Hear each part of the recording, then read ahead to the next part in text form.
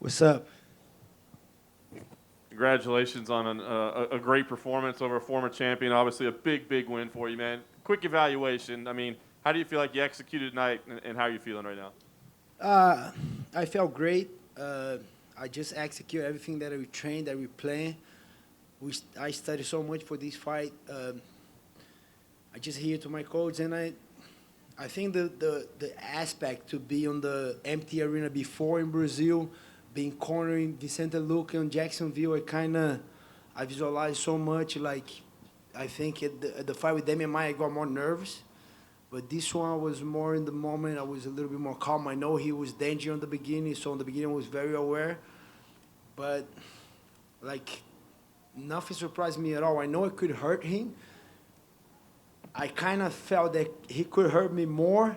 But as the fight was going, I said, "Oh, okay, he hit hard, but like nothing like I never felt with Gene Luke. He hit super hard, and yeah, I just execute everything I trained. I visualized the fight on that way with the finish. I didn't get the finish on the beginning. That is not a bad thing for sure. I want to finish, but I want to show everyone that I can fight 5 rounds with the former champion, take him down and do everything that I did.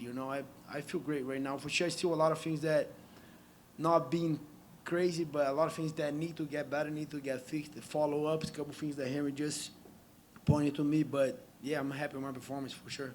Clearly, the biggest win of your career, but your emotion afterwards. It looked like you were kind of fighting back tears a little bit. Can you say what was going through your head at that moment? Yeah, because I sacrifice so much. I need to be in the moment. In when I go to the fight, like when I sign a bout agreement, and I have a fight coming up. I make. If I translate that, it's gonna be like a stairs of the ghost, or like stairs of the ghost. A lot of things that I need to do to win the fight. And the hardest thing to me is to be honest with myself and do everything that I plan to do. And I plan a lot of things. Oh, I gotta stretch every day. I gotta do this session. I gotta do that session. I gotta do this drill. I gotta do that drill. I gotta study. And I do so much on that, and it's hard to do every little thing. But I try to be honest with myself and do everything that I need to be on a crazy zone.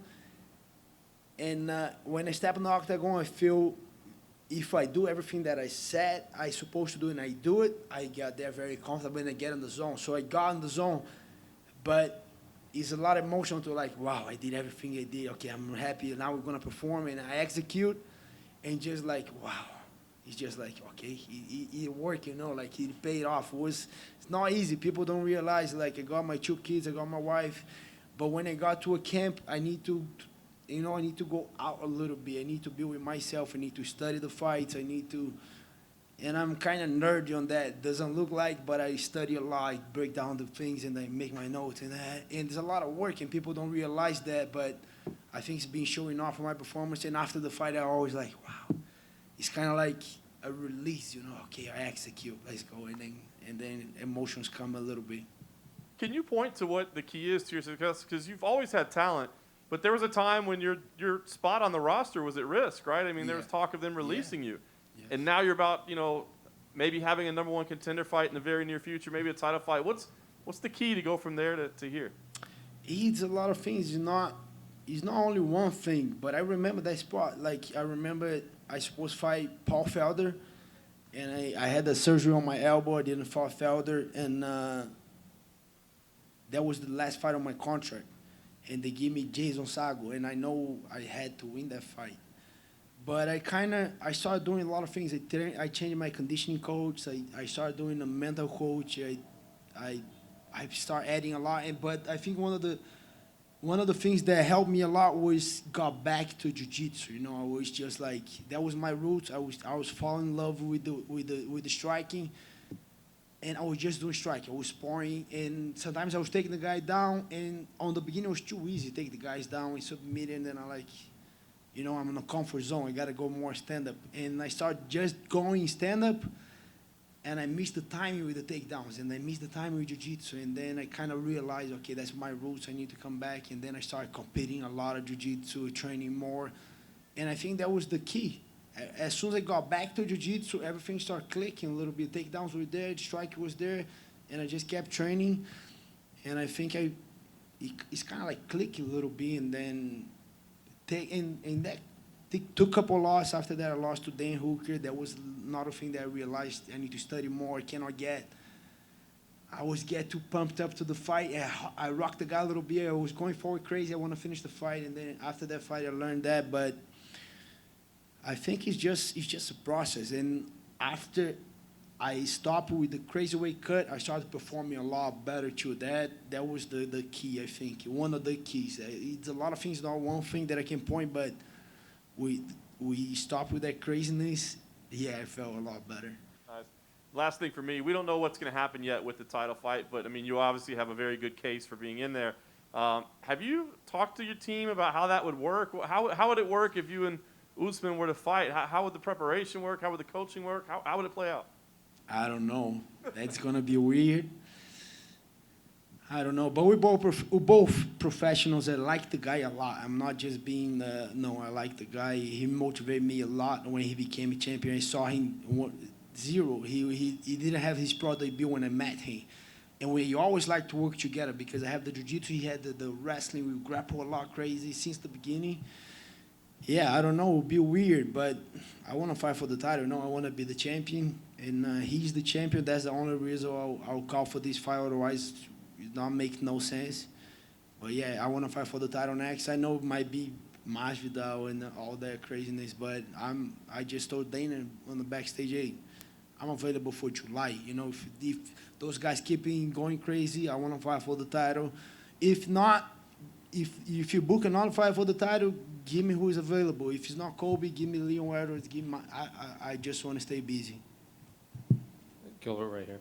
Before your fight at the media day, you said that Kamaru was giving you a lot of good insights before your fight with Tyron. So after spending 25 minutes with Tyron, did anything surprise you in there?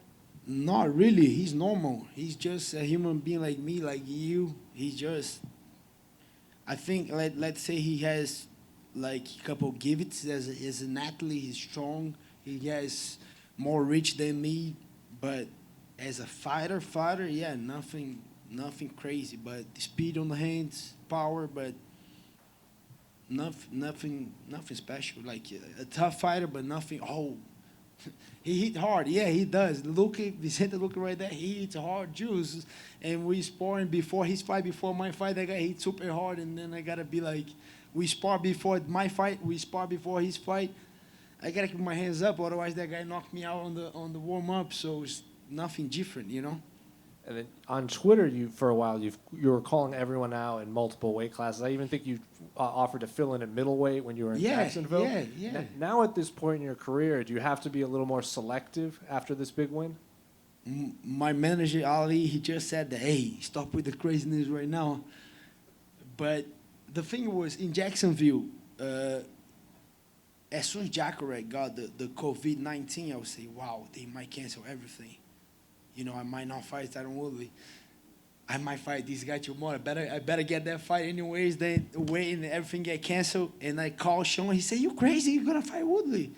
And then I say, "I'm just, you know, the fight's still up. Yes, the fight's gonna. Okay, no problem. You know." And then, but he got crazy. He said, "No, I think I need to be a little bit more selective right now for sure."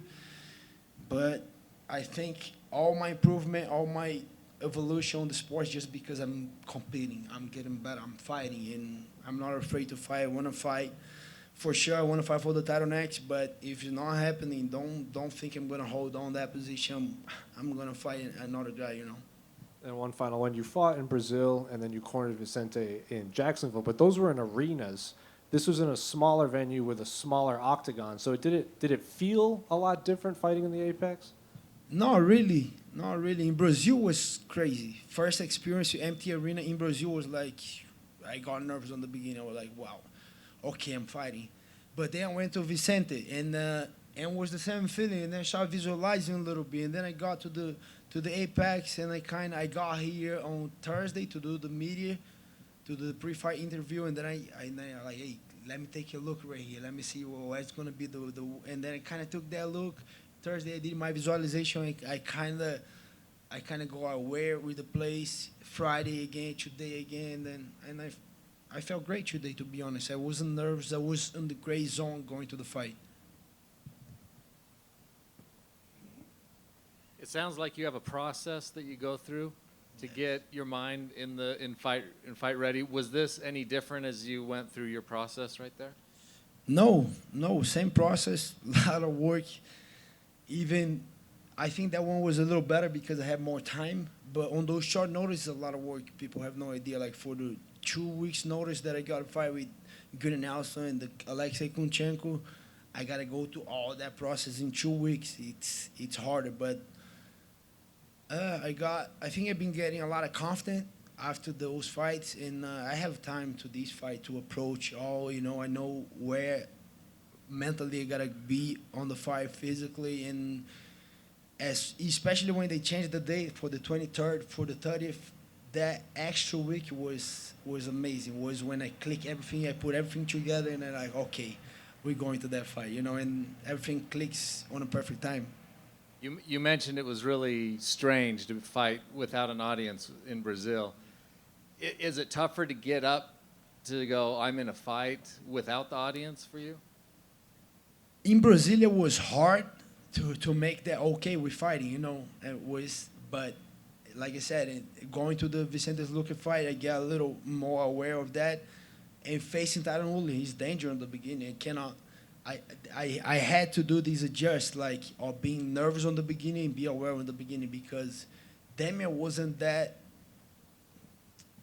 threat for me on the beginning, because he's more as a grappler. I'm a grappler too, and I could get a little nervous and a little like get things up as the fight was going.